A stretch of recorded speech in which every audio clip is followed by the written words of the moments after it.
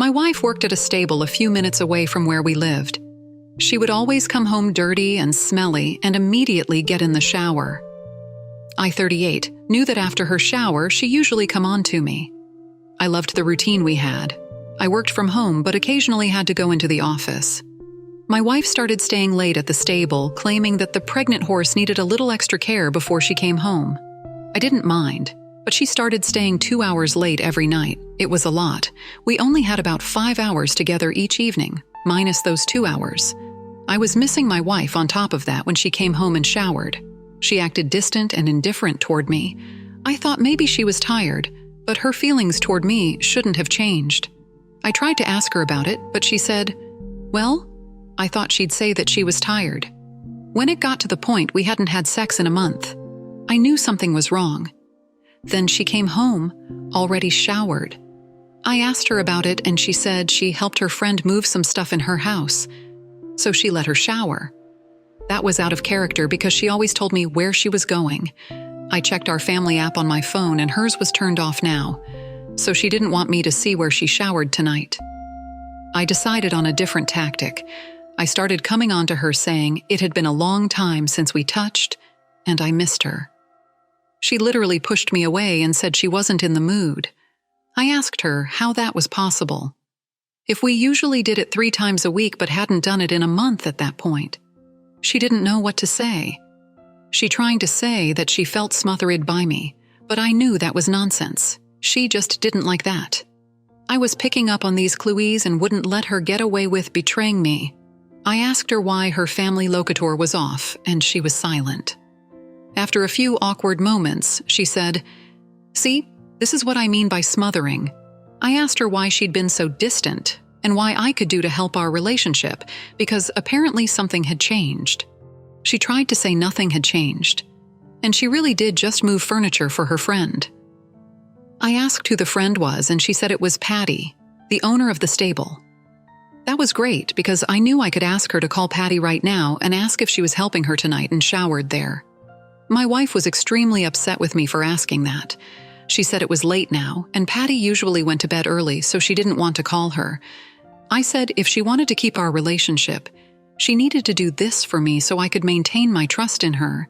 She did not like the ultimatum, but she decided to call her and try and ask Patty in such a way that it sounded like she needed her to say yes. And cover for Patty did not cover fly. She said she was not at her house and had no idea what she was talking about. A lot of screaming ensued and my wife hung up on Patty. We argued about who was supposed to leave the house because both of our names were on it. I ended up sleeping on the couch that night, but the next morning I was overjoyed to find that Patty had fired my wife from the stable under the assumption that she was cheating on me. My wife was so mad at me, saying it was my fault she lost her dream job. I asked how that was possible if she was the one that chose to lie to me, and I simply called her out on it. I asked her again where she showers the night prior, and she didn't say anything because she already lied once and it didn't work. Just then, Patty called me. I was my wife's emergency contact at the stable. I answered it by saying, "Hey." Patty and my wife freaked out. She came at me trying to grab my phone from me. I yelled for her to get off me, and Patty said she was going to call 911. I was surprised she jumped to that so quickly. But at this point, I thought she probably knew more than I did. My wife didn't know she said that, and she kept trying to take my phone. I refused. So she started hitting me repeatedly to try to get it out of my hand. I couldn't believe this was happening. I think at this moment she forgot or didn't care that we had a camera in our living room. The cops arrived after she stopped hitting me and she was shocked. They showed up. She asked if I called them and I told her Patty did. She was completely dismayed. I told the cops what she did and said I had it on camera. When I showed them, they arrested her. Just then, Patty called me back. I told her what happened, and then she told me what I was trying to figure out all along. Patty had hired a new stable hand who was 20, 10 years younger than my wife. I guess age is but a number. They started flirting and hanging out late at the stable. But Patty knew my wife was married. My wife tried to ask her to cover for her and she refused, telling her to keep her out of it. My wife made the wrong decision to say she went to Patty's house. But it was the only person I wouldn't be suspicious of. Then she made the terrible decision to try to call Patty for backup when she already told her to leave her out of it. The reason Patty decided to call the police was because she knew my wife was hitting me and that my wife threatened me. This was so surprising to hear. My wife never threatened anyone before they knew of. She'd always been so kind and sweet.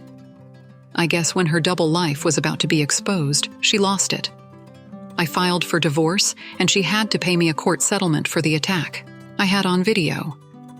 Patty told me that she noticed my wife going to API's house, but for obvious reasons, she didn't want to get involved. Eventually, she told me that AP lived with his parents, and he was sneaking my 30-year-old wife into the basement. What a lovely situation. After this dramatic situation, AP didn't want to see my wife again. She started acting crazy like I was the one who ruined her life. I told her I didn't force her to make poor decisions. Take this as a lesson to all. Don't live a double life and then get mad at everyone else when your lies are exposed. Don't cheat on your significant other because it's only asking for bad karma. Wow. OP, I am sorry you went through this. It's almost like your wife didn't expect to ever be caught.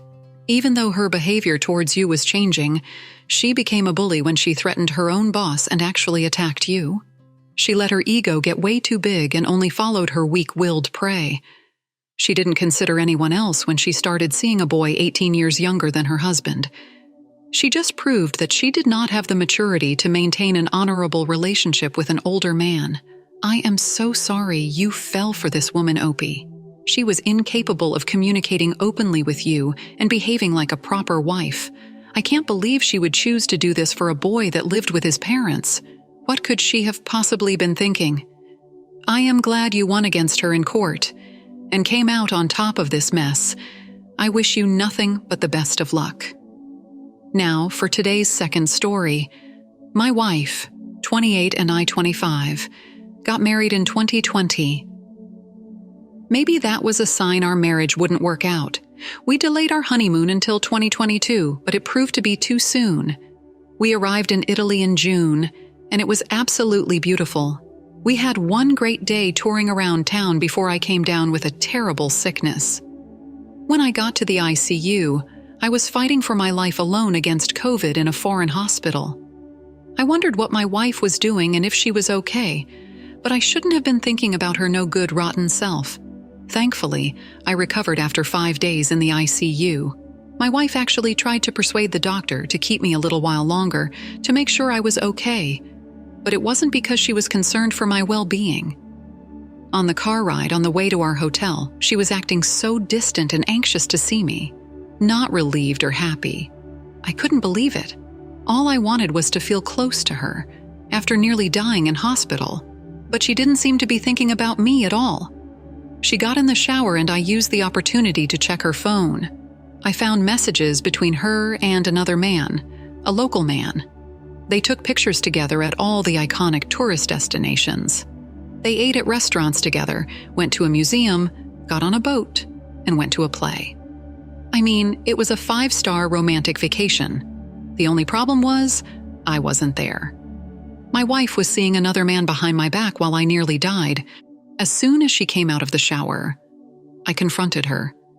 She played it off by telling me he was just a flirtatious tour guide. He didn't want her vacation to be wasted away worrying about me, which she couldn't do anything to change my situation. I wasn't totally convinced by what she was telling me, but I figured if she got on the plane home and stopped acting so distant, I might be able to move on from this whole experience. Well, 2 days after we got home, she tried to go back to Italy to see him. She ordered the plane ticket with my credit card. I was already back to work when she did this, and I got a phone call about the unusual purchase. I was dumbfounded and didn't want to believe she'd be trying to go back to Italy to see this guy. If she was, there was no hope for us. She was crazy for thinking she could just leave the country to see another man. How foolish could she be? I was able to cancel the charge from going through. When I got home, she was upset. She couldn't tell me why. I knew it was because her plane ticket was canceled. I finally started yelling at her to leave the house and told her about the fraudulent charge on my account. She was shocked. I was telling her to leave like it never crossed her mind that I would find out or want a divorce. I asked her if she was going to see that Italian dude, and she tried saying no. I asked her why she was going back to Italy without me, and she didn't know what to say. I told her again to get out, and she wasn't very willing to pack. She literally didn't have any family or friends that were willing to come help her. I was stuck with this woman. I moved in with my father temporarily, and he heard what was going on. He didn't hesitate to help me out. He was a lawyer, so he helped me file for divorce and prove my wife's infidelity. I was able to get back some of the money she spent while she was with an Italian guy and using my bank cards. I was permitted to keep the house. My wife was really apologetic at this point. We had a few court hearings that weren't looking good for her. She didn't have a job or anywhere to live. Now she was starting over now. Contrary to when she married into my wealthy family, was provided a nice home and taken on luxurious vacations. Realizing how badly she screwed up, she tried asking me if we could start over and have a child to reconcile. Little too late for that. I told her she would call me at least once a week to ask how I was doing and if she could borrow money or stay on the couch for a few nights. She was staying with people she found on Tinder. It was not a pleasant lifestyle, far from her Italian fantasy. I asked her if she ever slept with the Italian guy since I never knew for sure and she didn't have anything to lose. Now she admitted that she did several times. She justified it by saying she needed to enjoy her time in Italy, and she said she didn't regret it at all. I told her I didn't regret divorcing her at all, and she'd never get any help from me. Since then, she hasn't called me. I started dating again, and it must be a small coincidental world because my girlfriend is from Italy here to finish her college studies. We'll see what happens with that. I hope my story inspires you to stay positive and keep moving forward when you experience heartbreak. I didn't ever expect my wife to be so selfish, and while I was battling COVID, of all things, I really didn't know who I married. And I hope none of you make the same mistake.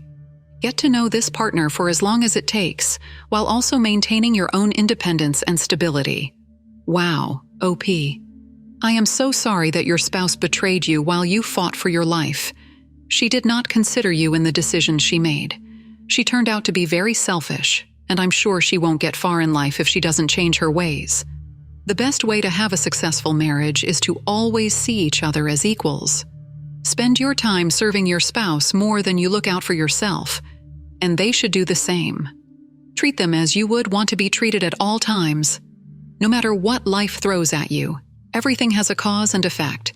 So plant good seeds and focus your volition on honorable things. I know you'll find good people and luck in your life. Hope. I'm really glad to hear that your father helped you through the divorce, and it turned out okay for you. I wish for you to find the perfect balance and harmony with your future spouse. Thank you for sharing your story. Thank you all for taking the time to listen to today's stories.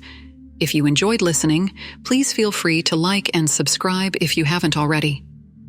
Also, comment below with your thoughts on what happened. Take care.